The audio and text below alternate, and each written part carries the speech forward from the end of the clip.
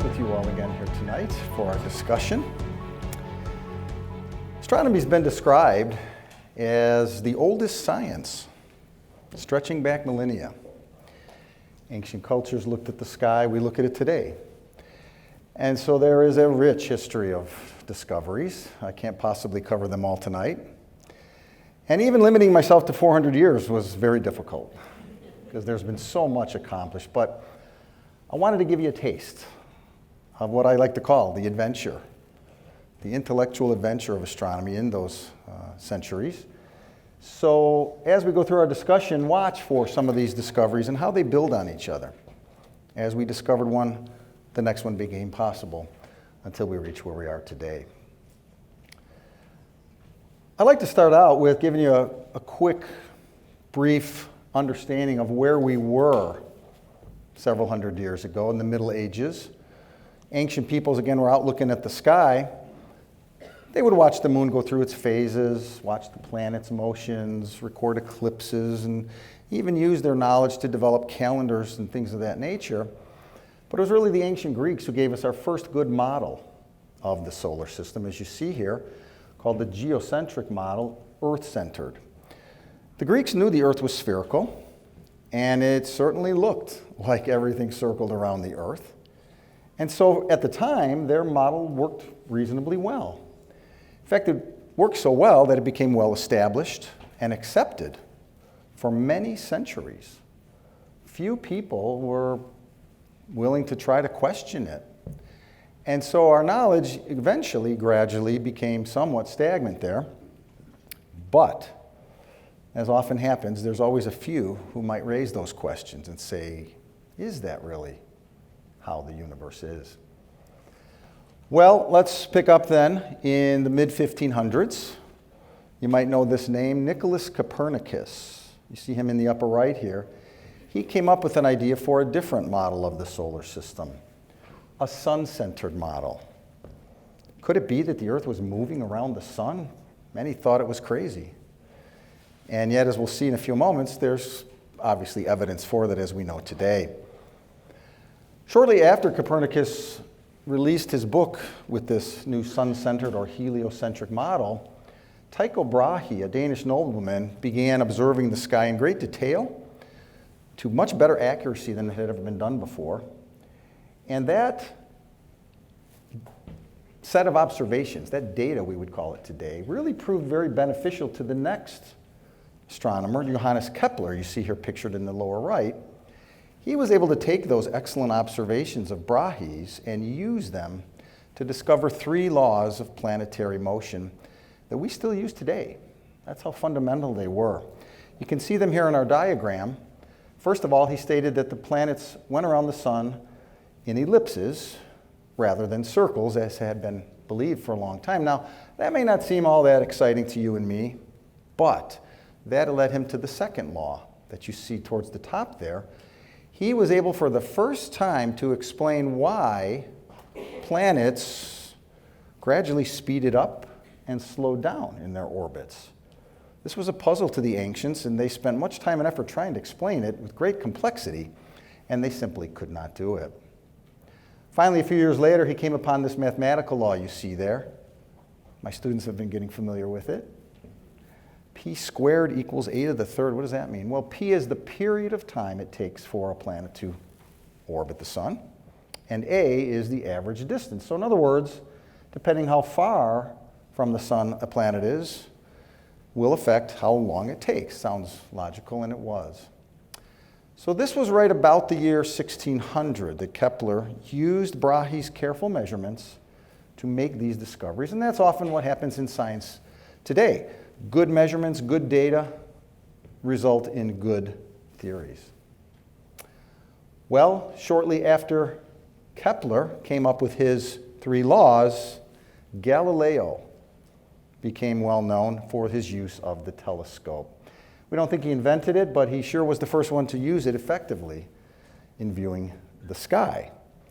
And this, of course, as we're going to see now, completely changed how we could view the sky. Before that, we merely could note the positions and motions of objects, but the telescope would enable us to really investigate their nature. As we'll see, we've come a long way since that 400 years ago.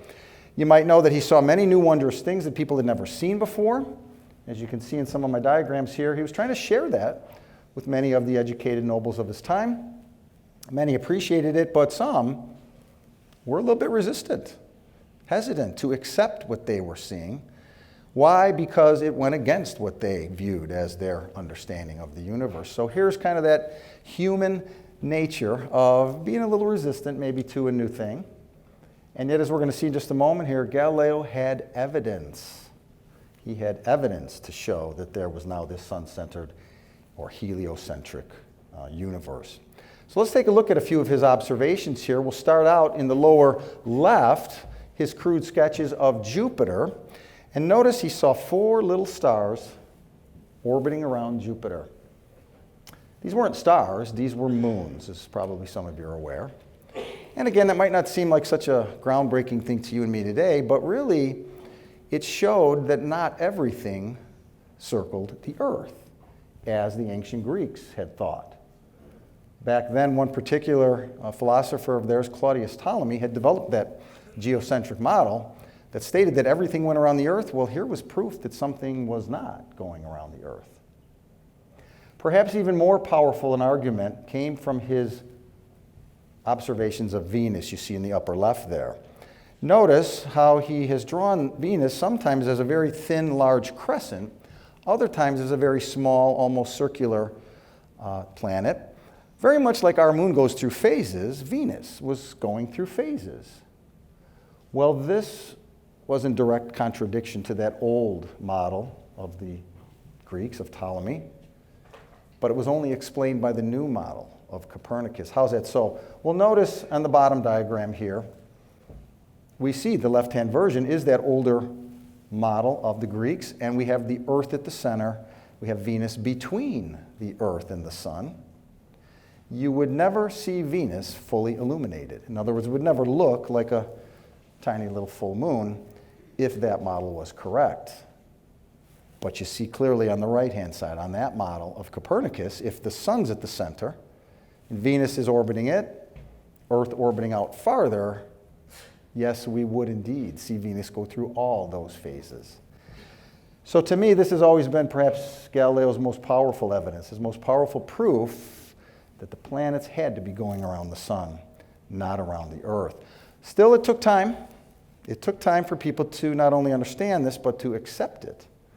And you might know that Galileo had a bit of a battle with some in authority who, again, did not agree with his discoveries. And again, it takes time sometimes to often accept new discoveries. A few decades later, very famous scientist, Isaac Newton, steps forward and makes some brilliant breakthroughs. Newton's well known for his discovery of 3 laws of motion that were even more broad, more general than Kepler's 3 laws, which dealt primarily with the planets. But you might know that Isaac Newton was especially well known for the discovery of the law of gravitation. Very, very important law that has much to do with astronomy. Here you see the law if you're at all mathematically inclined. If not, that's okay. But the force of gravity depends on the masses of 2 bodies. The greater the mass, the greater the attractive force. Notice, though, in that equation, there's a d in the denominator for distance. And so the point is, as the distance increases, you probably know the force decreases. This enabled Newton to take a big step.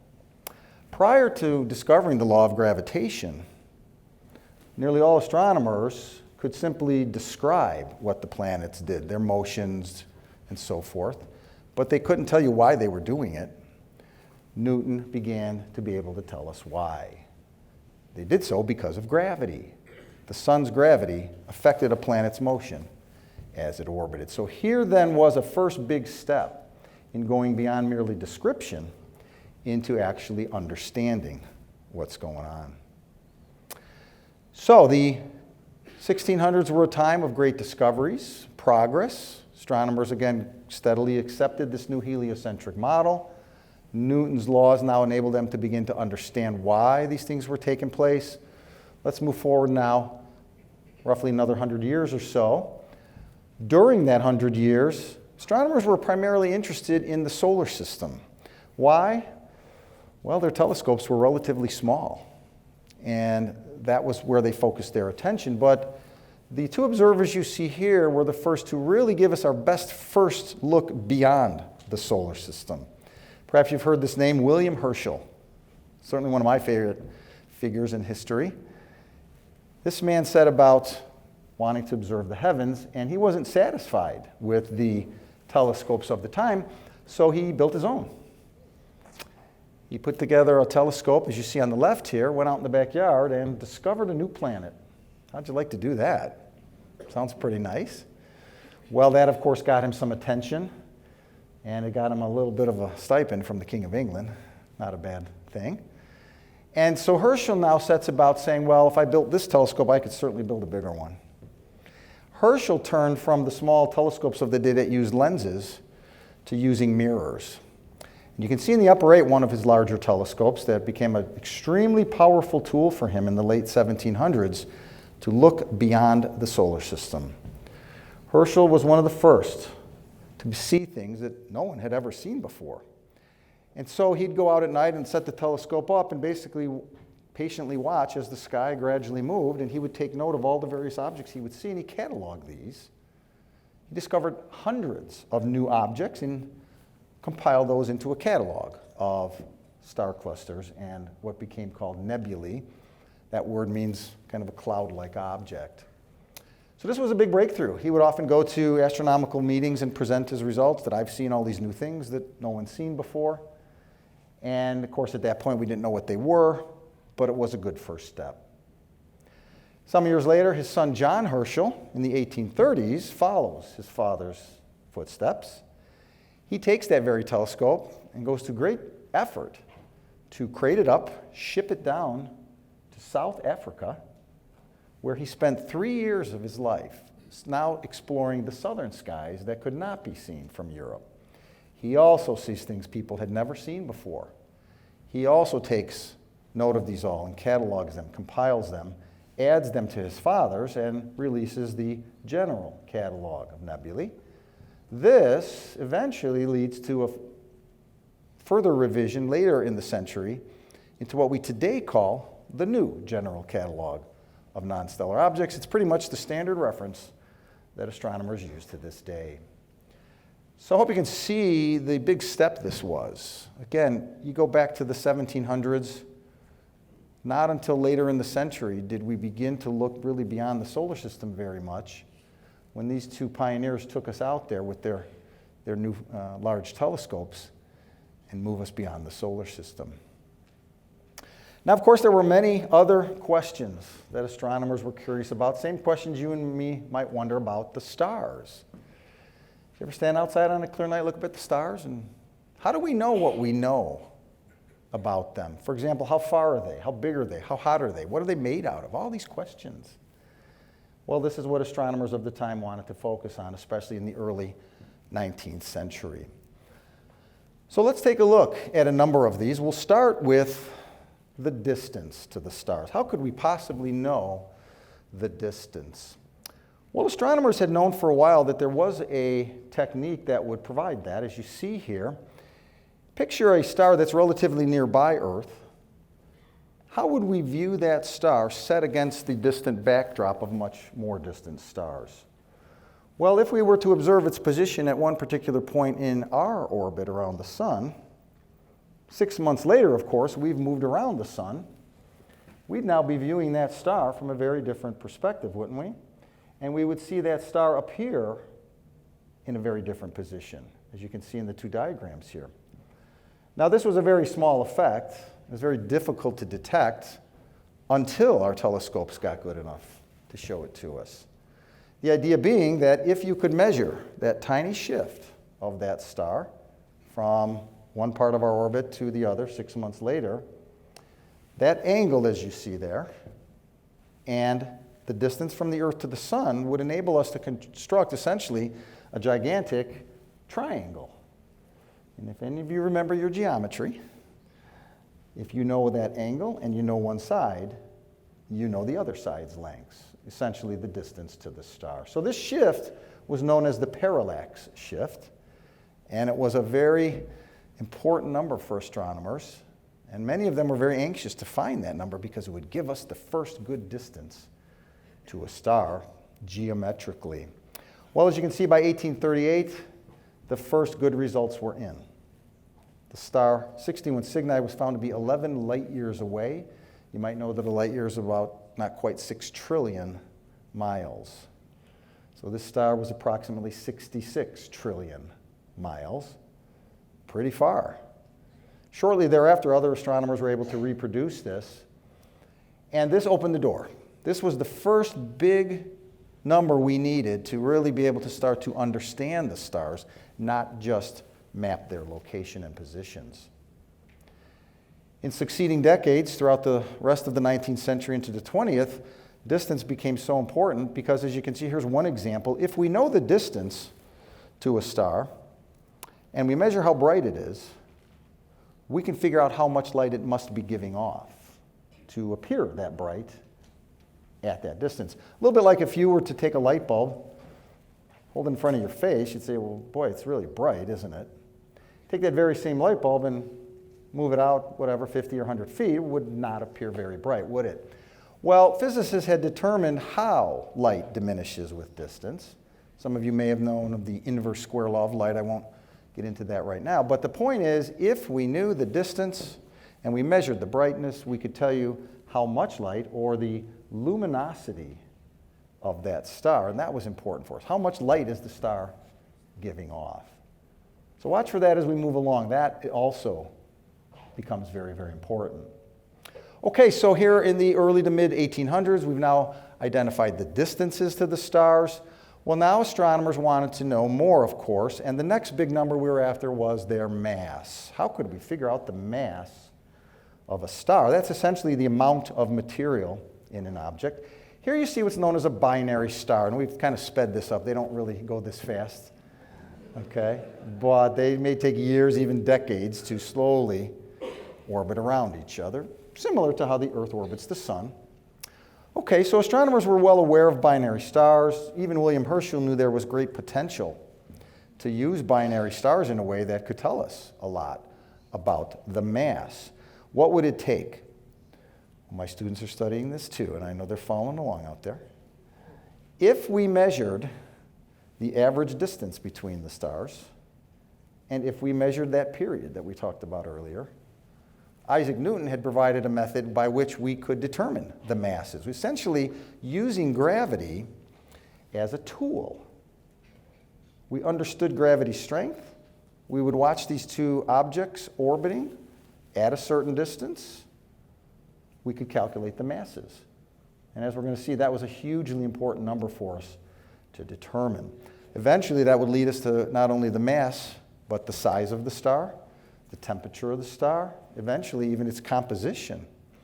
So to this day, we look back and we appreciate all the tireless work done by 19th century astronomers. This was very painstaking, very tedious work for them to go out at night. You see this gigantic telescope here, and they'd look through the telescope and they'd carefully note the positions of the stars. And they didn't get any immediate results like we often do today. They knew that their work would be passed on to succeeding generations. But look in the upper right there. Over many years, even decades, they would put together essentially a picture of the orbit of one star relative to the other. They could get those two important numbers, the average distance and the period of time. This gave us the masses of the stars, and not too surprisingly, we had determined a rough number for our sun. The two were pretty similar. So a huge step in studying binary stars came from the measurements of the 19th century. Well, by the mid-19th century, astronomers were anxious to learn more about stars, their composition. How could we do that? One astronomer had jokingly said, oh, we'll probably never know their composition. They're just too far away. And it's true, we certainly, to this day, cannot go get a sample of one by any means and measure it, but the light from a star has information in it.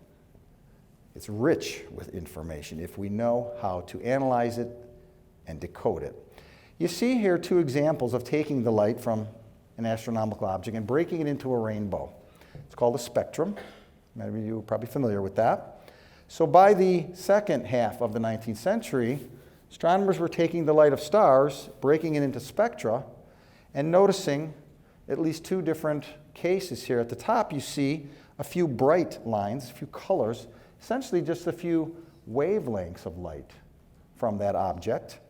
Beneath it, you see instead something different. You see all the wavelengths of light, except just a few are missing. You see the dark lines there. Okay, so what's going on here? Well, in the laboratory, physicists had discovered that if they took a particular element, let's say the gas hydrogen, and they heated it up, and then looked at it with the spectroscope, they would see what you see atop there. They would see a few specific wavelengths or spectral lines specifically peculiar to hydrogen. In other words, hydrogen had a certain pattern of lines that would identify it. Think of it almost like a fingerprint.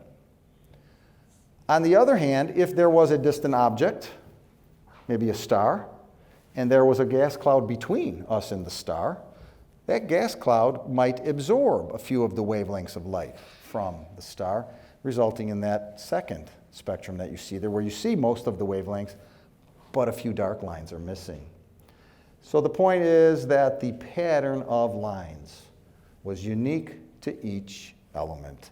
If physicists could tell us, well, these are the lines for hydrogen, these are the lines for helium, these are the lines for oxygen, astronomers could take a spectroscope, aim it at a star, and see those same lines and know those elements were present in the stars. So what a breakthrough this was. This enabled us to get even more knowledge, more understanding of what the stars were by examining the spectrum of their light. So astronomers did exactly that. They not only looked at stars, but they began to look at those fuzzy nebula that William Herschel had cataloged. They take the spectrum, and they would dutifully record those. And gradually, steadily, they would build up a record of various stars' spectra. And naturally, you might try to sort them into some order here. And they did. But it took a little while until they realized, well, wait a minute, we've kind of categorized these into different types, A, B, C, and D, and E. And they began to realize that these spectral lines were also indicative of temperature. So they began to say, well, let's do this. Let's move this one over here and this one here, and we'll rearrange them like this, and we'll get a sequence or progression of temperature. You see that on the right side of the diagram here. In other words, the spectra also were giving us information on the temperature. And it turned out that we really didn't need every last categorization. We could fit most stars into, as you see here, just a small number. 8 different spectral types from O through B and A, F, G, K, and M. O stars being the hottest, M stars being the coolest. So to this day, astronomers do this all the time. They take the spectrum of a star, analyze it carefully, understand not only its composition, but its temperature. So you see again our knowledge, our understanding progressing here, isn't it, of the stars. We've now got several properties of stars that we understand, don't we? Not only their distances, their masses, their composition, their temperature. Astronomers were well on their way to understanding stars, but there was more to come. Remember I had mentioned Herschel seeing these nebulae, these clouds out in space, kind of wondering what they were. During the 19th century, much discussion took place between astronomers on were these objects truly clouds of gas, or might they just be clusters of stars that perhaps were so far we couldn't see the individual stars. So for many years, astronomers labored to build bigger telescopes to hopefully see the stars in these nebulae. And much discussion went on and on and on about this. And it was one of those times when they were certainly doing the right thing, but they were not going to find the answer in that manner. Where the answer lay? The answer lay in the spectra. In other words, if you took the spectrum of one of these nebulae and you saw certain spectral lines, you would know it was a certain gas. But if you took the spectrum of another one, perhaps, and you saw other lines that indicated it was the temperature of a star, you would know it needed to be made out of stars. So that's how that question became answered, not simply with larger telescopes, but by using the spectrum. So in the center there, you see some very intricate, detailed drawings of the time. They went to great effort to try to draw these nebulae, and that was great, but ultimately it was only of limited value. On the upper right, you see, of course, a cluster of stars. Imagine yourself at a great distance from that. It would look like it's much smaller and fuzzier, and you wouldn't really be able to see them distinctly. But ultimately, they did identify some star clusters. Others were indeed clouds of gas. Turned out to be two different main types there. You see on the lower left kind of a round circular one, some pretty colors there. These became known as planetary nebulae. Why that term? They really didn't have anything to do with planets, but they look like them. They look small and they look round like a planet does. Well, later we're going to see this turned out to be where stars, as they age, would expel their outer layers. And what was left of the star, very small, very hot central part, essentially was putting out enough energy to cause that material, that gas, to glow. So these were stars at the end of their life. In contrast, in the lower right, you see what appears to certainly be a much larger, more diffuse cloud and numerous stars. And it's pretty much what you imagine. It is a region where the gas itself, this much larger region, is forming new stars. These became known as emission nebulae because the gas essentially was absorbing energy from the stars and then re-emitting it. So here was another breakthrough, understanding more about these nebulae. Now, there were always a few more that we still didn't quite understand. I'll get back to those in a minute. But this was a breakthrough, to use the spectroscope to determine which had stars and which did not. As we moved through the 19th century, of course, another technology became a very powerful tool, not only in everyday life, but for astronomers, photography. Early photographers, as you probably know, had big cameras. It was somewhat difficult to use, and of course, we've improved that greatly over the years, haven't we? Well, astronomers were quick to adopt it. On the left, you see again some of the very nice drawings of the period. Astronomers would spend time at the telescope trying to carefully draw objects they saw. But of course, part of the problem there was every individual was a little different. So the drawings were somewhat subjective in that each observer saw them a little differently. Their eye was different, perhaps their telescope was different. And so they were beautiful and they were useful, but there was only so much information we could glean from these. Again, you see a couple examples there. In contrast, when astronomers learned to take cameras and attach them to their telescopes, we got not only a much more objective image of this object, but they could then take a much longer time exposure in which the camera could essentially collect more light over time and give us a brighter image of very faint objects. You kind of see that especially, I think, in the top two images there. On the left, the drawing. On the right, the photograph of the famous Orion Nebula.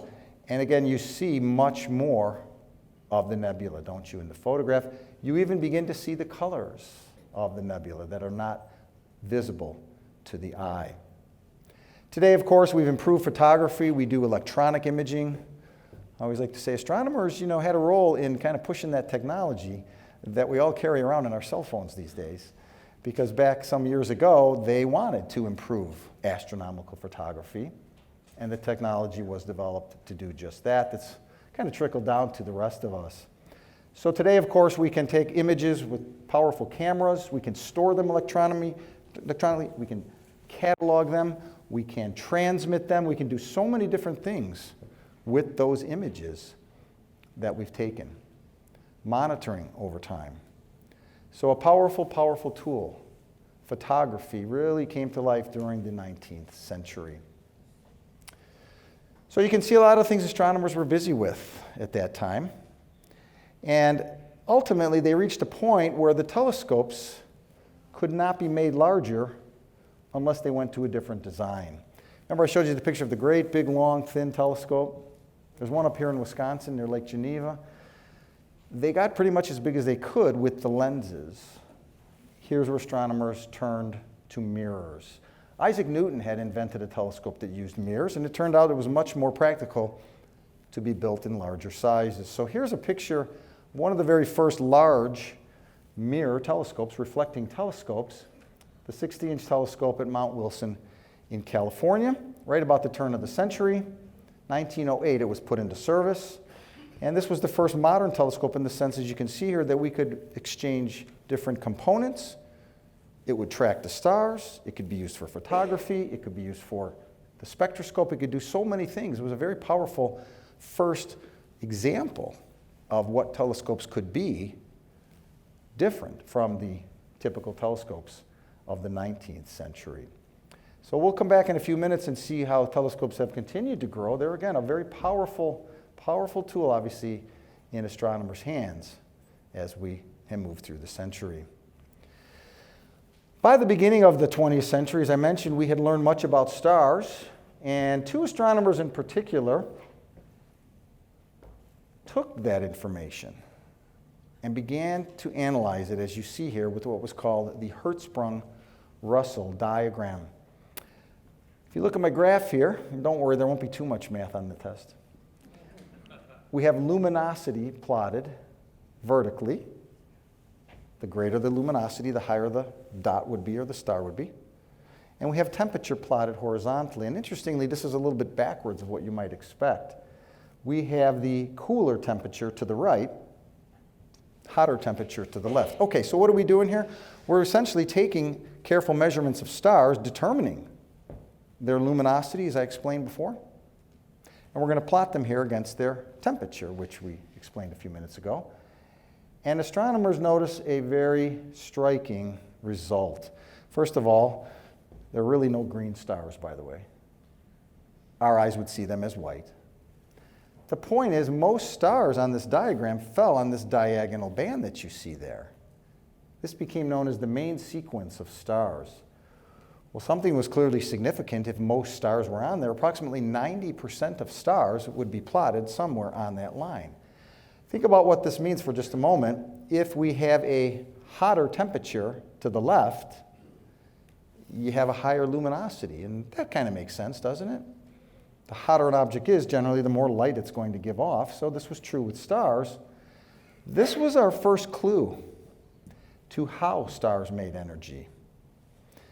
At this very time, there was a young Swiss patent office worker. His name was Albert Einstein. He was putting together a theory that ultimately would explain this diagram. So it's very interesting often how science may have several paths all progressing, and at some point they may converge and give us a very profound result. That's what's going to happen here. These two astronomers plot out the stars, and they notice this striking main sequence. 90% of stars lie there. A few years later, Einstein makes it clear that this is because the stars are literally changing or fusing hydrogen into helium to make their energy. So again, the physical sciences here all overlapping, supporting each other, really helped our understanding expand, especially we moved into 1920s. What about these giants, supergiants, and dwarfs? Well, it became evident over time that these were older stars. When a star used up its fuel, it would no longer be plotted on that main sequence, but it would change its properties. Notice the giants, for example, since they're more to the right of the diagram, they're relatively lower temperature on their surface. But notice that they are higher on the diagram, meaning they're giving off a little more light. Well, if you put those together, that implies that the star must be larger. So what this meant was, when a star used up its fuel and moved off the main sequence, it became a giant. The most massive stars became supergiants. What about the white dwarfs? Well, the white dwarfs resulted, as you saw a minute ago, when this red giant star now would essentially expel its outer layers, and all that would be left would be a very small, very hot core. Where would we plot small, hot, but dim? Think about the lower left. Hot, and yet relatively dim in the sense of low luminosity. So that may seem a little bit of a technical explanation, but really the main point here is that this diagram enabled astronomers to analyze stars further. And as they did so, they began to understand how stars changed. To you and me, the stars seem eternal. They live for many, many millions of years. We don't, of course. But the point is that they began to wonder, well, how do stars form? How do they live through the main part of their life? And then how do they die? Well, this diagram would prove to be the key. So to this day, this is a powerful tool, the HR diagram. I recently had the chance to attend a conference of professional astronomers, and I continue to be amazed how we use this diagram in so many ways, in so many different parts of astronomy. So let's look a little further at how the use of the tool resulted in, again, an improved knowledge of the life cycles of stars. Astronomers began to say, well, let's model stars. We often do that in science. Let's imagine that we somehow could take, this much matter, form this star. The laws of physics would tell us gravity would compress it. It would get this hot. It would give off this much energy. But over time, it would have to use up its fuel and change. So let's do this. We're going to look at basically two simple examples. It's not always quite that simple, but we'll keep it simple tonight. We're going to kind of look just real briefly at a relatively low mass star. How does it kind of go through its life cycle? And a relatively high mass star. What's the difference there? Okay? So let's take a look here. You notice at the top, the life track of a low mass star uses its fuel slowly. In other words, the gravity is not so strong. It does not squeeze the star so hot, and it can live a long time. The fuel lasts a long time. Eventually, they expand into red giants, and then as you see at the top there, they expel that outer layer, that planetary nebula that we talked about. And what's left is just the central white dwarf star. So that's just a quick summary of a low mass star. How about a high mass star? Well, high mass stars instead have much more powerful gravity to compress the star. The center of the star is going to get much hotter, and it's going to use up its fuel much faster. And as a result, it's not going to live very long, so to speak. It's going to go through those stages. It's going to change. It's going to become a supergiant, and then eventually that supergiant is going to explode as a supernova. Let me see if I can restart our supernova here. See if it'll blow up for me again. Well, it worked before. So I think you get the idea that essentially what's going on here is a difference in mass makes a big difference in the life cycle of the star. And astronomers, again, began to understand how that worked using that HR diagram. Okay? Apparently it's not going to want to work for me, so take my word for it. This was a big discovery, a big breakthrough for us to begin to see the star's life cycles. Of course, we can't sit around for millions of years and watch one star, but we can see numerous stars at different stages of their development, can't we? It's a little bit like people. If I only had one evening to try to understand the life cycle of human beings, I would see very young children perhaps, adolescents, middle age, senior citizens. I might not have time to watch one person go through their whole life, but I could probably put it together, couldn't I?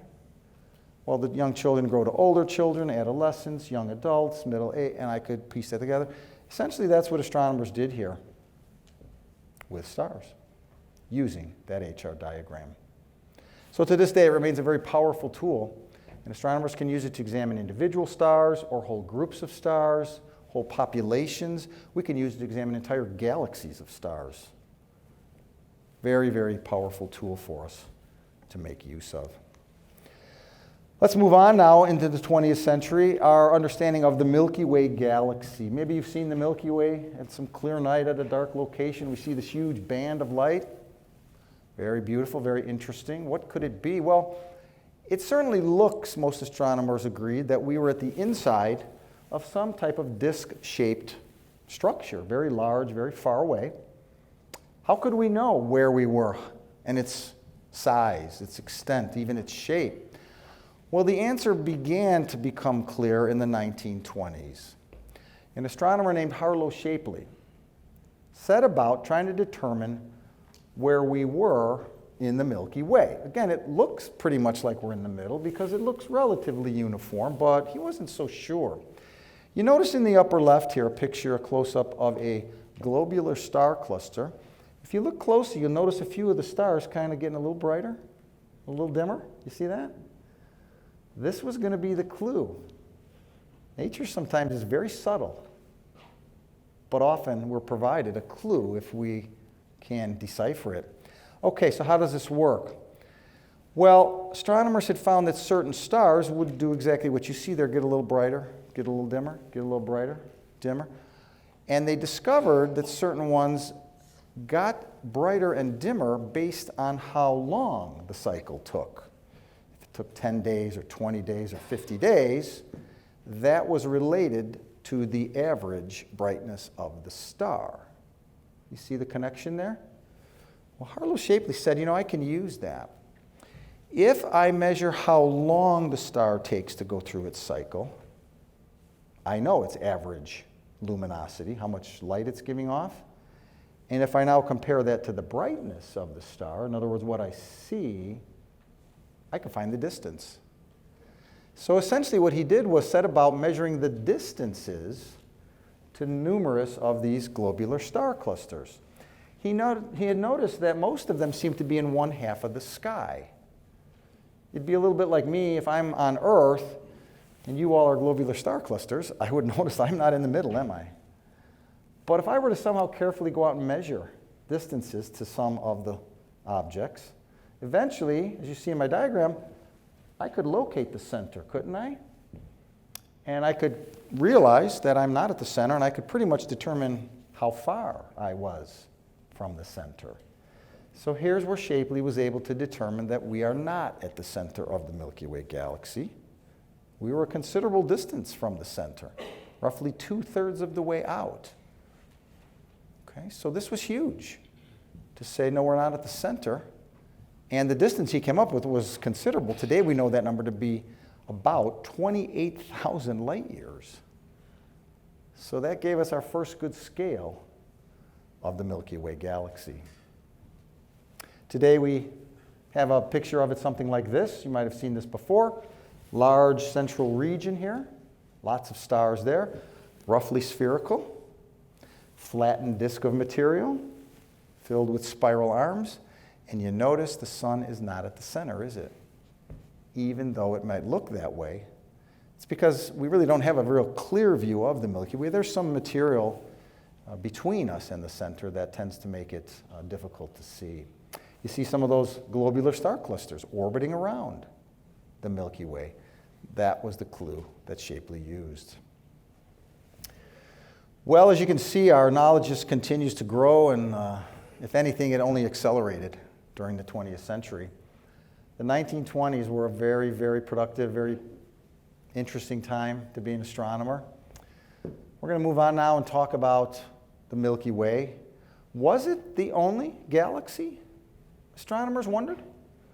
In other words, there were those who thought, yeah, the Milky Way is this big galaxy, we're part of it, and that's pretty much it.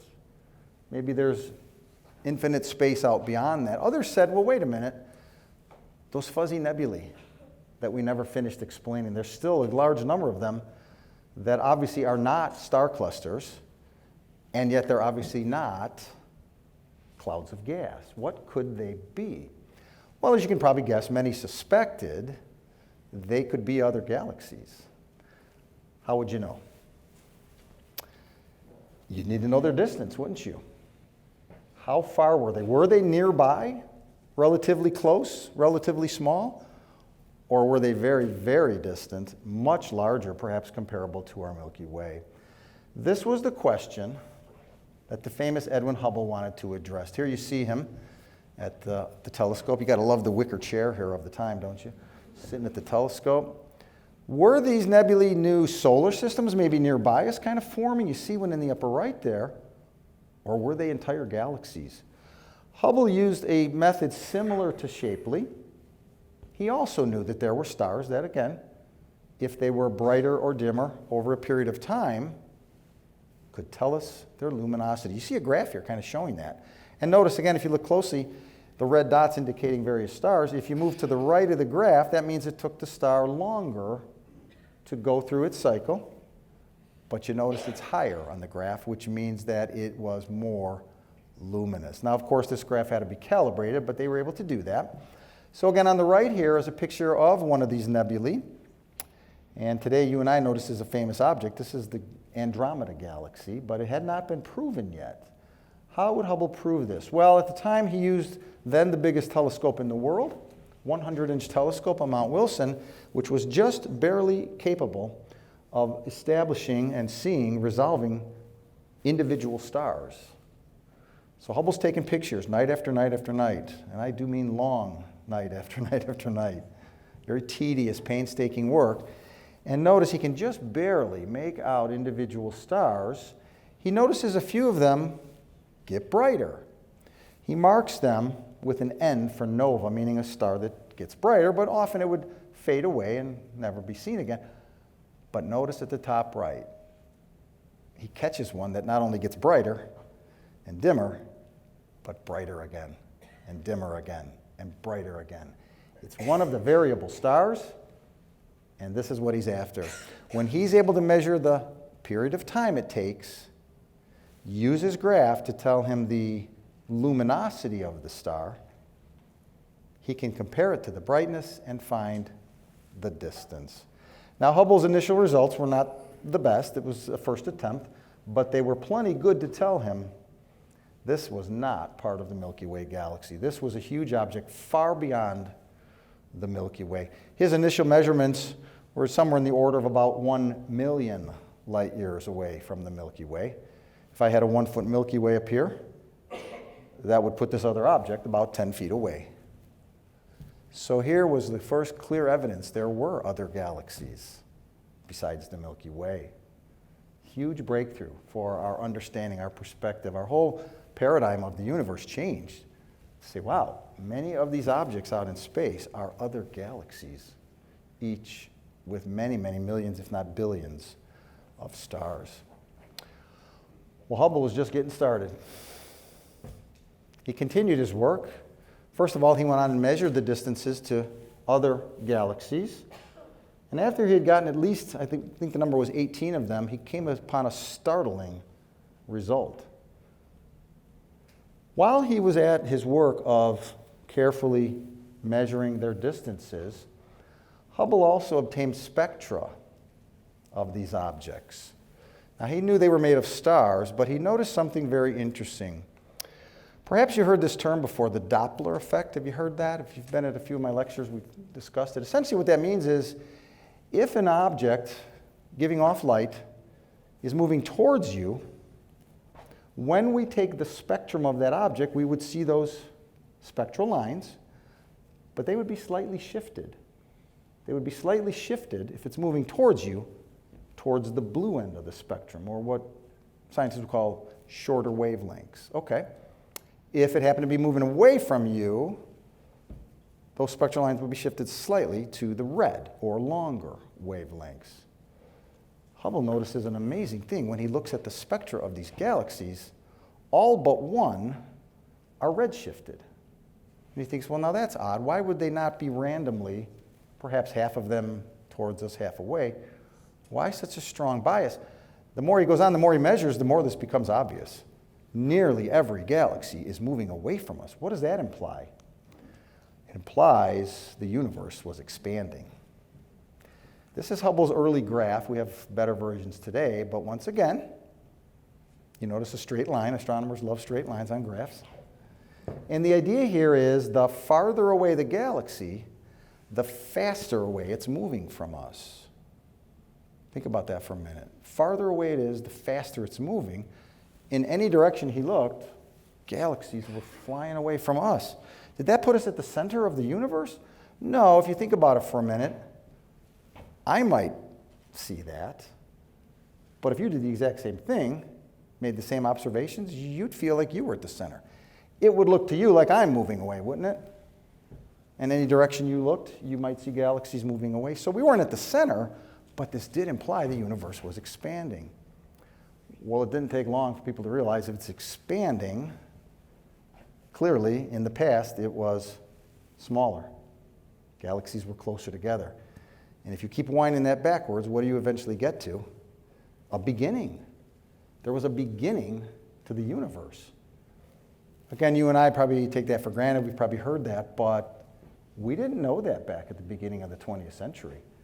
Many thought maybe the universe was eternal. It had always been here. Hubble's evidence showed otherwise. There was a beginning. Today we call that the Big Bang. This is really the fundamental evidence how that theory began. This was, to say the least, big news. This made the newspapers of the day. Other astronomers kind of dropped what they were doing to look and see what Hubble's been doing. Really a fundamental change in our view of the universe. Perhaps some have said the biggest change in our view since Copernicus moved Earth out of the center and put it around the sun. Well, here we're not living in a static universe. Even Einstein at the time knew no better than to say, well, the universe is static. No, it wasn't. He had to go back and tweak his theory a little bit to accommodate Hubble's findings. So, what a huge change in our understanding of the universe. And again, you can see how he did that through his careful measurements. Well, as the 20th century goes on, of course, astronomers realized they'd love to have bigger telescopes. Okay, we could see farther, we could see fainter, we could do so much more. At the top left there, you see the 100-inch reflecting telescope Hubble used to establish that there were galaxies and to establish that the galaxies were expanding outward. By 1948, a telescope twice as large, the 200-inch Palomar telescope, was put into operation. That was the largest telescope in the world for many, many years, till the end of the 20th century. In the bottom right there, you see the twin Keck telescopes. These, again, were much, much larger, 400-inch mirrors. It's about 10 meters. Okay, so these currently are the largest telescopes on Earth, but I got to tell you, astronomers still want bigger ones. This conference I mentioned, there was presentations on the next generation of telescopes being built. These are 10-meter diameter mirrors. It's pretty large. They're planning to build 30-meter diameter telescopes. Can you imagine what those will show us? These are enormous, enormous structures. We've had to push the envelope of technology, but they're doing it. Okay? Well, besides, though, all the work done looking at visible light that you and I are so familiar with, that's what our eyes see, astronomers had long known there were other types of light, and you're probably familiar with these: infrared, ultraviolet, X-ray, all these other types of light. And yet we couldn't see them from Earth's surface. Why not? Earth's atmosphere blocks that light, absorbs that light. It's opaque. So we're very limited to pretty much visible light. Also, radio light or radio waves could reach the ground. And you can see on the right there a radio telescope. Looks like a big giant dish. But as we moved into the second half of the 20th century, astronomers realized they could build telescopes and put them up into space above the Earth's atmosphere to see those wavelengths. So this just opened up astronomy now. Instead of only studying an object in visible light, you could study it in many different wavelengths: ultraviolet, infrared, X-ray even, gamma ray. So you see a number of our space telescopes here. We're all pretty familiar with Hubble, which works primarily in visible. To its right is the Spitzer Space Telescope, which was recently decommissioned. That was a powerful, useful infrared telescope for many years. To the left, the Chandra X-ray Observatory and the Compton Gamma Ray Observatory. So today, astronomers can observe objects at many different wavelengths and learn so much more about them than just through visible light. Well, how about this discovery? You're probably familiar with this. We've had some presentations on extrasolar planets. We had wondered for centuries, could there be other planets out there? We suspected there was. Well, now we know. How do we know? Start on the left with me here on our diagram. You can see a red star and a tiny little planet circling around it. And notice as the planet, of course, is moving, look closely at the star, you'll see it has a very slight motion from left to right. You notice that? If we don't see the planet, which is very, very faint and small and dim, but we see the star, we could certainly take its spectrum, and we could use that Doppler effect we discussed before. Notice as the star is moving from left to right, and right to left, and also towards and away from us. So once again, as the star in its orbit moves slightly in the direction of Earth, the wavelengths, those spectral lines, shift just a little bit towards the blue. When the star in its orbit moves slightly away from Earth, there's a very slight shift in the wavelengths to the red. It's a very subtle effect, but we can detect this. So without ever seeing the planet, we can look at the spectrum of the star, and we can detect that there must be a planet there because the star essentially is doing this. Not only is the planet going around the star, but the star has a very slight circular motion as it too orbits the center of mass. So this has been a powerful method, the radial velocity method, to find planets around other stars. In the center, perhaps you're familiar with this method where we don't really see the star this clearly, but notice that graph. If indeed a star has a planet circling around it, there may well be an opportunity when the planet passes in front of the star, we could detect a very slight drop in the light of the star. And again, it's very small, maybe only 1%, but we can detect it. So these two methods have really been very powerful, very effective ways for us to essentially find extrasolar planets without ever seeing them. And astronomers have made great strides in examining and investigating such planets using those techniques. On the right, you do see an actual image. We have a relatively small number of cases where we can actually spot the planet, although it's very, very tiny, very, very faint. You see it circled there in red. So we actually have seen a few planets around other stars. Well, as we moved towards the end of the 20th century, two big topics came into astronomers' focus, the first of which is dark matter. What's that? Well, it became evident first when galaxies' motions were carefully measured. What do I mean by that? Well, you probably know the Milky Way galaxy, made of millions of stars, is rotating. All these stars are orbiting around the center, a little bit like the planets in our solar system orbit around our sun. Now, as Kepler found centuries ago, the farther away the planet is, the slower it orbits, the longer it takes to orbit around the sun. You would expect something similar with the galaxies you see here. And you can see I've superimposed this graph over the galaxy to say that, well, as you move outward from the center, the stars would reach a certain velocity. We would expect that velocity to decrease, wouldn't we? Very much like the planets circling the sun. But instead, what was found was the green line. The observations showed that the stars did not slow down in their orbits around the center. This was very puzzling at first. What did this mean? Well, let's go back for a second. Why do the planets slow down if they're farther from the sun? It's because nearly all the mass, nearly all the gravity in the solar system is in the center, in the sun. And we might assume the same is true for our galaxy. It certainly looks like nearly all the matter is in the center, doesn't it? It's very bright in the center. But what the graph is really implying is something different. It's saying, no, that's not where all the matter is concentrated. It is not like the solar system where nearly everything is in the center. Even though we couldn't see this matter, its gravity was affecting the motion of stars. So this was a huge discovery. There was matter we couldn't see. And I don't mean at any wavelength. It's not that we needed to use a different wavelength of light. No, it doesn't give off any such light, and therefore we call it dark matter. In the bottom, you see the left-hand picture, an entire cluster of numerous galaxies. Well, what we have found is every galaxy has dark matter, not just the Milky Way.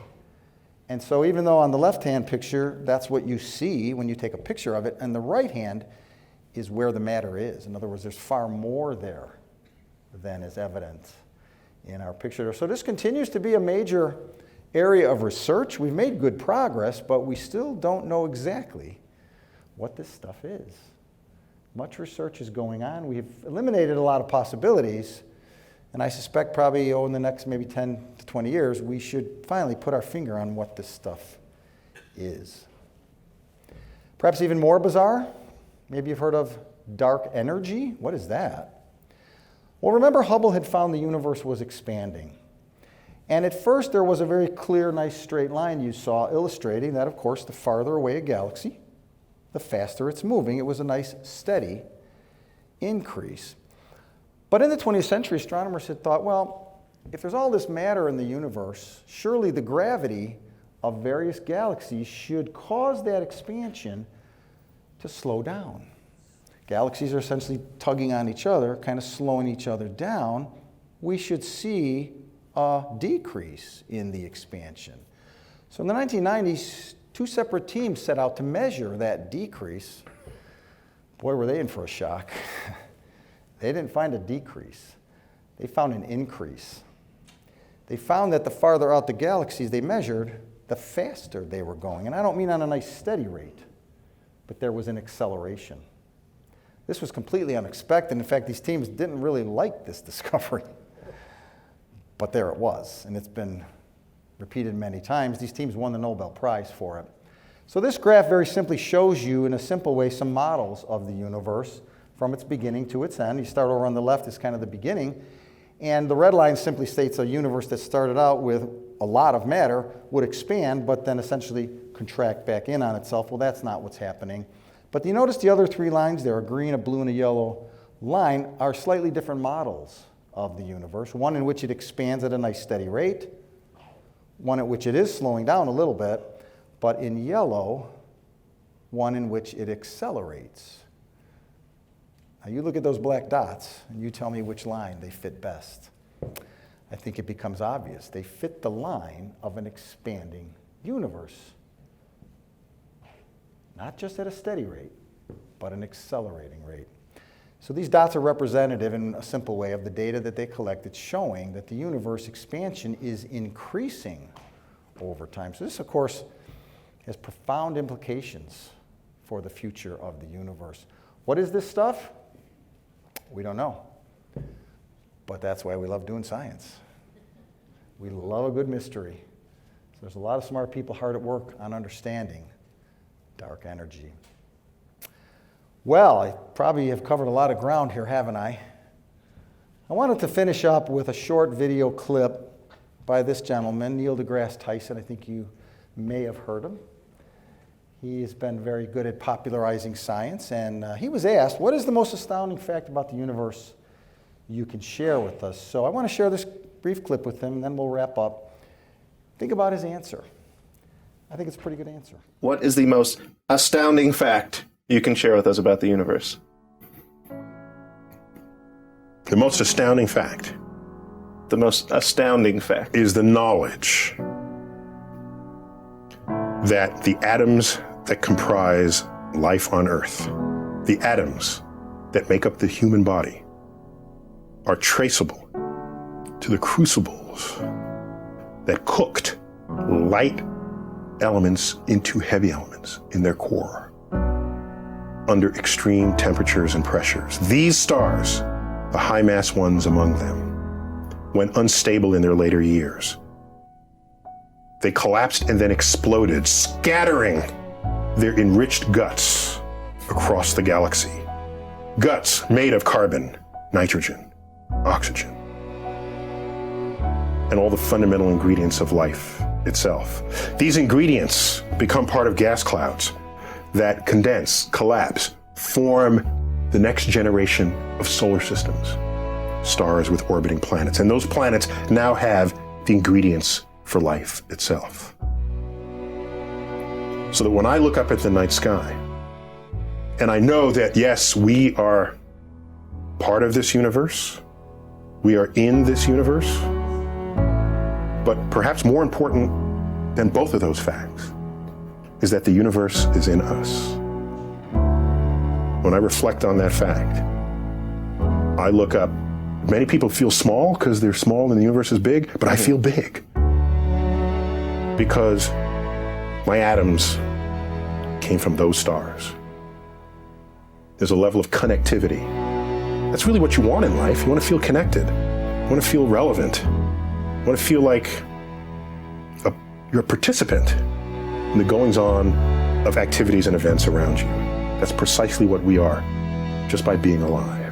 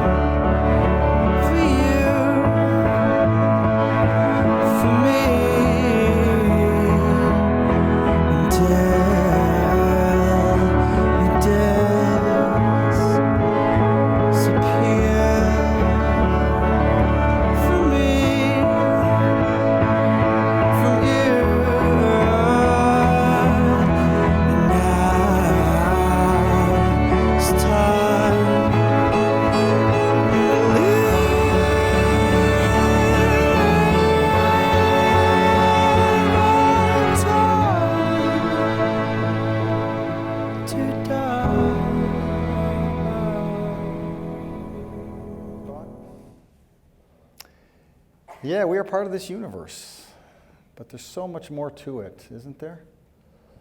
I know tonight I can only give you a brief glimpse of some of the things we've found, but I assure you there's far, far more.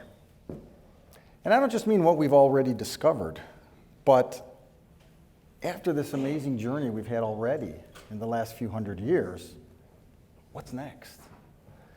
Well, this is the curiosity, I think, that not only burns in scientists, but in each of us. We wonder, what's out there? What haven't we found out? A student of mine once gave me a little piece of artwork that I really appreciated, and it simply said on it, had a picture of a galaxy. It said, somewhere there's something amazing waiting to be discovered. I kind of like that. Repeatedly, as you've seen tonight, we've had to change our view of the universe, haven't we? But that's why we do science. We don't know everything. And part of the fun is the journey, isn't it? So what could lie ahead? Well, we've, again, seen how we've found distances to stars, masses, temperatures, composition, all that. Hubble's law, the expanding universe, dark energy, all these things. What's next? Well, we don't know. There are some areas that are clearly ready for discovery, I can tell you about later. But the point is this, I think we're just getting started. So I'd like to leave you with that thought. We're just getting started. Thank you very much for being with us tonight.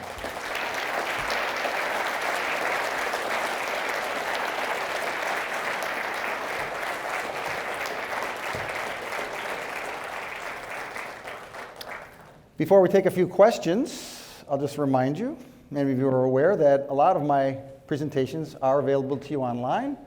The college has been very gracious in recording them, putting them out there, so you can go out and find lots of different topics. As you can see, there are black holes, the outer solar system, Cassini to Saturn, so I hope you enjoy those. And you may also know that there's 2 short courses in astronomy if you want to get a little bit more detail on the science part of this, whether it's our solar system or it's stars and galaxies. So I invite you to go out and check those out. Hope you enjoy those, okay? But at this time, I would be glad to take any questions that you might have. We're going to have microphones, I believe, available. So if you want to put your hand up, we'll see who we can get a question from. There's one over here, I think. Hold on one second. We'll get the microphone so we can make sure we all can hear your question. Hi, in one of your earlier diagrams, you showed the distance between Earth and the Sun. How did they determine the distance between Earth and the Sun? That's a good question. Any of my students want to answer that? We just did that this week. So the short answer is, back in the 1700s, an astronomer named Edmund Halley, one of Isaac Newton's friends, came up with a method. And it was somewhat of a geometric method. Again, he said, you know, if the planet Venus once in a great while appears to pass in front of the Sun, somebody on Earth could carefully measure its position and its timing, but somebody on the other side of the Earth could also carefully measure its position and its timing, and we would see a slight shift.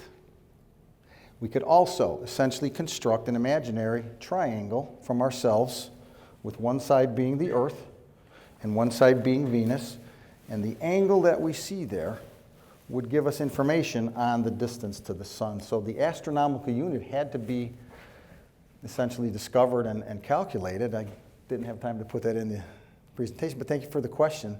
That's how we found the astronomical unit. Okay. Other questions? I thought I saw some hands up. There's one over here in the front. This young lady. Can we tell the age of a star from the nebula?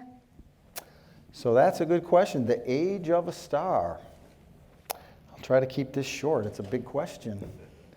I alluded to the fact that we had to measure the properties of the stars. So first, what's their temperature, what's their mass, all those things, what's their size. And when we did that, then we could, again, kind of create, so to speak, a model of that star, and then we could use the laws of physics that we know to see how long it lasts. So this work was done in the 1920s.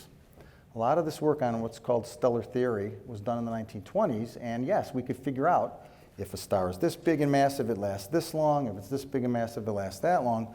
Frankly, this is the same work in atomic physics that led to nuclear power, atomic weapons, those things. So you know it worked. That's how we know essentially the age of a star. When we look at a star today, we can't tell you exactly how old it is, but we can give you a pretty good estimate based on that theory. Okay? So thanks for your question. Okay, other questions right here in the front? Thank you. Yes, sir.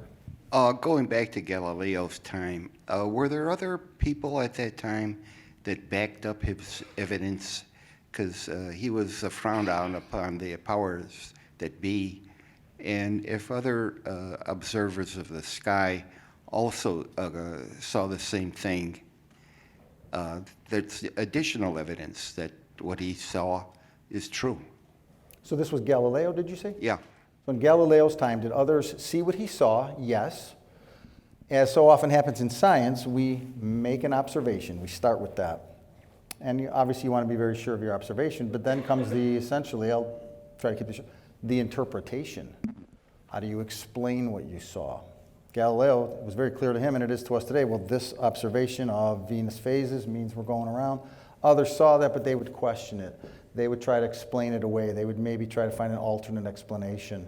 Some went so far as to claim, well, your telescope just doesn't work. And he'd say, well, look at the church over there, you know? So, yes, there were a few that tried to do that, but it quickly became evident if you're a fair person that, no, what he sees is this, and it's explained like that. And that's fine to question things, but sooner or later, there comes the part where they had to accept the explanation of that. So, good question. Okay, other hands? I see one here and one over there. We'll get a microphone over to each of you maybe, okay? That took time, of course, for people to accept Galileo's explanation. Please. It's a double question. Uh-oh. The first part is, do you have any speculations about where, what might be next, after dark matter or whatever? And the second part of the question, I'll tell you ahead of time, is, has anybody in astronomy ever correctly predicted what was next? Big question, isn't it? I'm going to highlight one area that is, as I hinted at, ripe for discovery. During the 20th century, we carefully measured that expansion rate of the universe. Then we found it was accelerating. Okay, so we used a number of methods to do that I didn't have time to get into in detail here. And we came up with a number. And just to keep this simple, that number was about 72. Okay, that refers to the speed, kilometers per second, at a certain distance, 1 megaparsec. Okay. Well, in the late 1990s, early 2000s, 2 satellites were launched to look back and examine the early universe, study it. Essentially, what they found was a different method to measure that number. They came up with a different number. Now, at first, the two numbers sort of overlapped their errors. And you might say, well, maybe they're off a little and you're off a little and we can all kind of agree in the middle. But since then, they've done this. So right now, there's 2 camps. And they're relatively friendly camps, but they're saying, we're telling you the number's this, and we're telling you the number's that. So there's three possibilities, isn't there? Either one camp is wrong, okay, either in their measurements or in their explanation, or there's something fundamentally wrong with our understanding of the big picture here. And that's maybe scary or exciting or both, I don't know, but a lot of people are saying, you know, we've gone back a couple times now, and they're both pretty sure of their number. This is called the Hubble tension, if you want to go home and look that up. The Hubble tension at these two camps that are saying, you know, we just can't agree on a number here anymore. That would be an area that one way or another has got to get resolved. That's where a lot of effort is. The second part of the question was? Has anybody been right? Well, a lot of the discoveries you saw tonight, I explained, were anticipated in the sense of, you know, if we could just measure that tiny shift of that star, we'd know the distance. And then the technology came along to do it. Those kind of things would happen. Others were not so obvious, you know, clearly. But often, again, if we said, you know, if we could just get this number, we'd know that. It would be a discovery. So yeah, sometimes we can predict where best to apply our efforts, our money. But often, I like to say, the most exciting results come because we don't know what we don't know. Think of that for a minute. And so we need bright people to think about those areas that we've maybe never thought of before and go apply some thought to those. So I always say that's what makes science exciting. Okay, thank you. That's a good question. Was there one over here somewhere, I thought? Yeah, go ahead. Hey, so my question is basically, if you have, like, you're trying to figure out the composition of extrasolar planets, and I'm kind of thinking potentially, bear with me here, that you could do that by figuring out, like, basically my question is, are planets' composition relative to their suns that they orbit around? And if so, then obviously we'd be able to use that to determine, if that's true, then we'd be able to use that to determine kind of the basic compositions of extrasolar planets. So I think the question is, if we understand stars' composition, does that give us a good insight into planet composition? Yes. Okay, fair question. So there's a couple factors here. Number one, of course, stars are very, very hot. There's so much mass, so much gravity, they make all this energy. Stars have very little of what we call heavy elements. They're mostly hydrogen and helium, and that's just how they are. On the other hand, planets are not so hot, are they? Planets form, as you guys are going to learn, in huge disks of material around their star. That material cools down, particles stick together, you can build a planet. I'm keeping this simple. So the planets often will have heavier elements in them that the star can't really hold on to.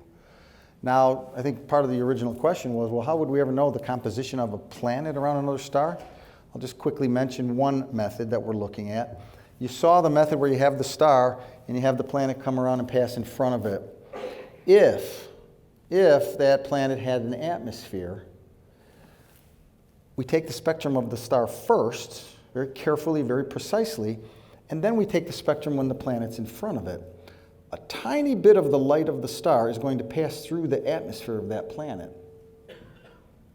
And as it does that, the planet's atmosphere is going to give us a very weak absorption spectral lines. Remember that part? We'd see a slight change in the star spectrum, and that would be an indication. We'd see certain lines and say, aha, I'll just pick, there's oxygen, or there's nitrogen, or there's whatever in the atmosphere of a planet. So that might be one way we could detect their atmospheres. As far as their surfaces, we're not quite there yet. We'd have to gather enough light from that planet, which is incredibly difficult, and break it into a spectrum. That'd be very hard. Okay, thank you. Another question? Okay, please go ahead. You ask. Okay. My son would like to know why astronaut food looks so gross in the bags. And I was hoping there wasn't a question that would stump me. Well, I guess I would just offer that astronaut food, of course, is going to go up into space, and it's not just like we have in our refrigerator. And they have to make it so that it won't go bad. And they say, what do you like? Well, I like this. Well, we're going to put it in a little bag and put your name on it, just like your lunch, right? And when you get up in space, that's going to be your food, and it might not look so yummy up in space. I will tell you this, when astronauts come down, that's one of the first things they do. Find a good restaurant. Thank you for your question, okay? Other questions? Over here, please. Dark matter. Dark matter. Does it have properties of gravitational bodies? Is it expanding? Okay. Is it moving through the universe? So dark matter, number one, I think I said, doesn't give off any type of light. How do we even know it's there? Well, you hit it. It's the gravity. The main one property we can detect is its gravity. Okay, so what is it? Early ideas were, well, maybe there's lots of millions of asteroids floating around. Well, we kind of went down that and proved that's not going to be the case. The leading candidates say are some particular special type of tiny little particle. And of course, there would need to be an unimaginable number of these particles, trillions and trillions and trillions and trillions of these, to add up and give us the gravity we see. So we don't know what it is, but we have eliminated, I think I suggested, a number of possibilities, and we've narrowed it down. Here's another area, what I mentioned before, a question was, is an area ripe for discovery. Sooner or later, we're going to have either an announcement on what it is, or we got to take a much different look. Maybe we've kind of been a little too narrow in our view of what this thing might be, and we got to say, wait a minute, it's none of these. We're going to have to go back and step back. So that's another area. But right now, really the only thing we've been able to determine is its gravity. It's very little to work on, but that's what we have. Okay, thank you. Other questions? These are good. Wow, you guys are good. There's a hand down here, I think, in the front. Yeah. And by the way, no, there's no exams, so don't worry.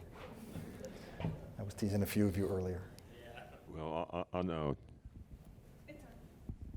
on the universe, does it make sense to really talk about the size of the universe, the shape of the universe? What can you say about the size and shape that we know? So recently, last fall, I was invited to a event at Fermi National Accelerator Lab. If you want to go out there and dig it up somewhere, there's a video of us. There were multiple presenters, and I chose to present on the size of the universe. Is that kind of the question? How big is the universe? I won't give you the whole presentation right now. But go out and watch it, and essentially, you say, well, okay, so how far out can we see? Well, we could see this far. But think of this. Let's say that a galaxy, I'll pick a number here, 10 billion light years away from Earth, you know, and the light has traveled to us all that distance, right? How long is it going to take to get here? Well, light travels 1 light year per year. So you say, well, that's going to take 10 billion years for that light to get here. Where's that galaxy now? It's not at 10 billion light years. It's much, much farther. So we can go through and we can do the math, and we can figure out that the universe is much, much larger than we might think. Okay, so I want to give you a little teaser there to, again, tell you to go out and find that. But the short answer is that there's other ways to try to discern a, what's the right term for this, some limit. Well, how big could it possibly be? Well, it could possibly be this big. Right now, if we had to say, well, you know, come on, how big is the universe right now? The real number is about 92 billion light years. And you say, well, wait a minute. Many of you know the universe is only 14 billion years old. Again, that light from the early universe has taken 14 billion years to get here, but in the meanwhile, that part of the universe has expanded that much. So I don't know if that answers your question, but that is a mind-boggling area of astronomy, cosmology, we call that, to understand the history of the universe, but its future and how big is it, and you know, it's really mind-boggling. So thanks for that. Another question? There's one in front here, and I think I see another hand over here. I have two Over here, questions. please go ahead. What's the value of going to Mars? And second question, what was before Big Bang? So what was the first one about Mars? What's the value of going to Mars? Value of going to Mars. Okay, so there's a lot of talk lately about eventually going to Mars. Looks like we're going to maybe go back to the moon first. So the short answer is several parts to that. Number one, humans like to explore. It's kind of like asking Columbus, what's the value in going to the New World? Well, I don't mean that in a bad way. I mean, and there was plenty of value. At the time, we may not realize the value. This guy Columbus, so you want to sail across the ocean? Why? Stay home here. It's nice here, right?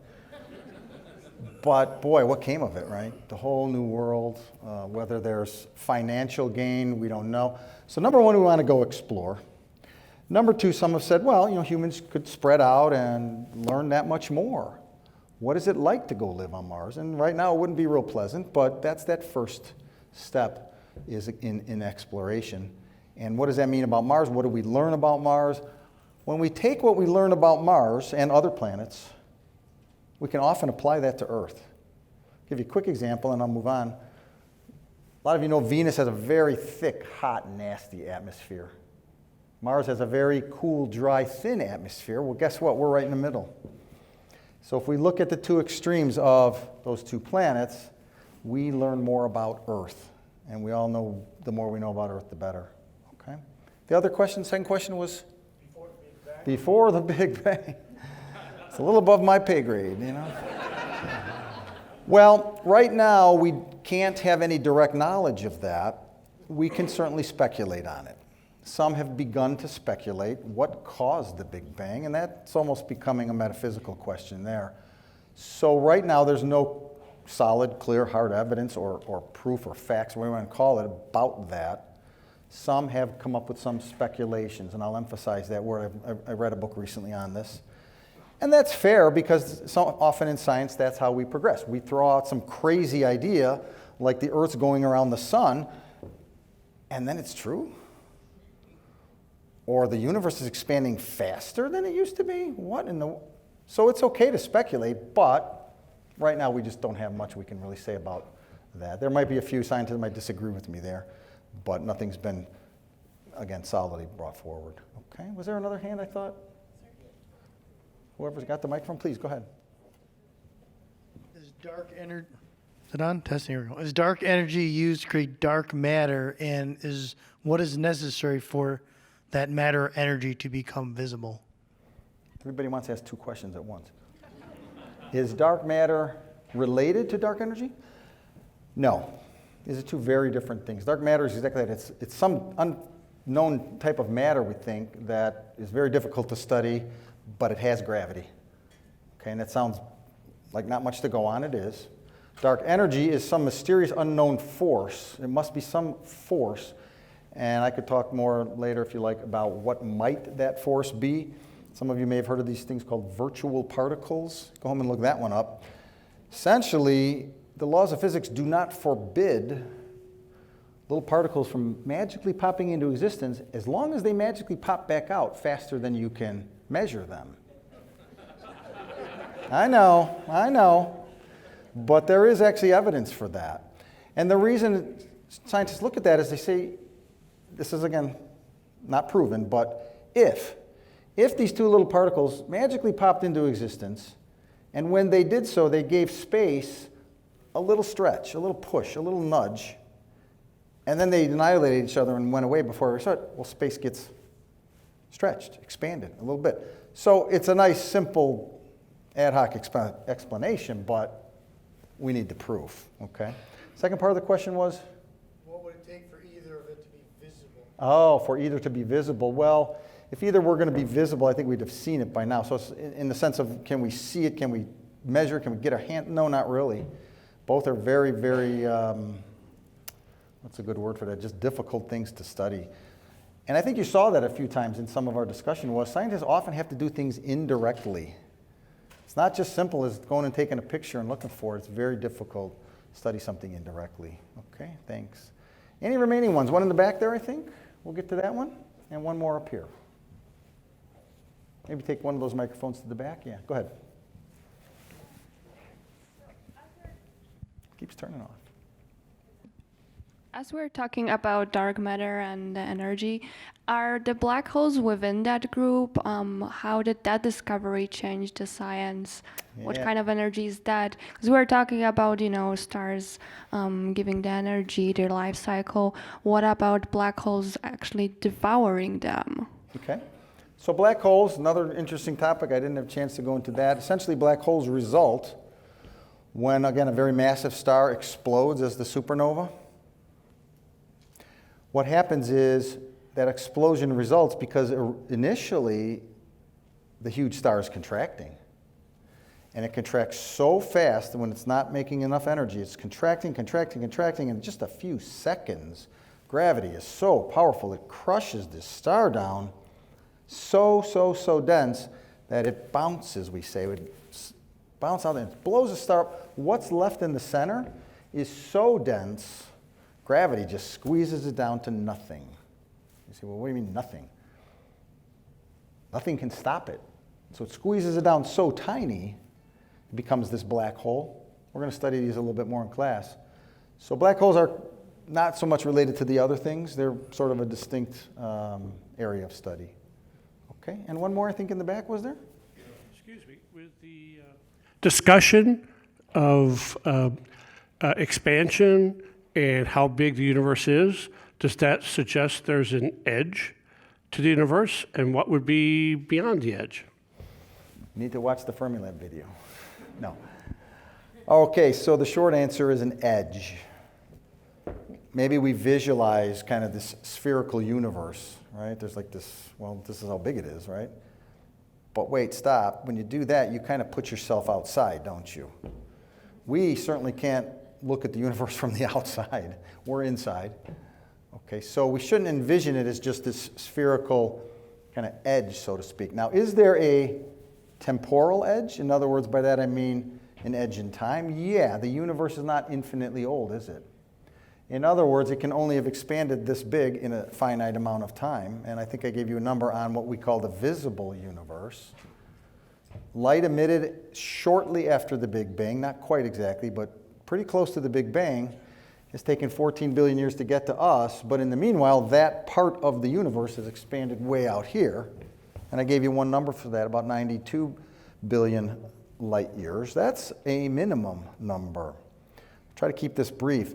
We've measured a property of space, the universe as a whole. It's called its flatness. I don't know if you've heard this term, I've mentioned it in the past. The flatness of, is space distorted in any way by all the matter in space? It might be, but our best measurements say no, it's not. In other words, we would say the universe is considered what we call flat. Now think of that three-dimensionally flat. Okay, so what does that mean? Well, that means the universe could be much, much, much larger even than 92 billion light years. Okay, so if you like afterwards, we could talk some more about that. But is there an edge to the universe? There is a temporal edge. Is there a physical edge? No. But the universe is not necessarily infinite in size. The possibility has not been ruled out yet. So I hope that helps. Hope that was reasonably clear. So I'll tell you what, if there are further questions, we can continue our discussion. But again, I want to thank you all very much for being here with us tonight.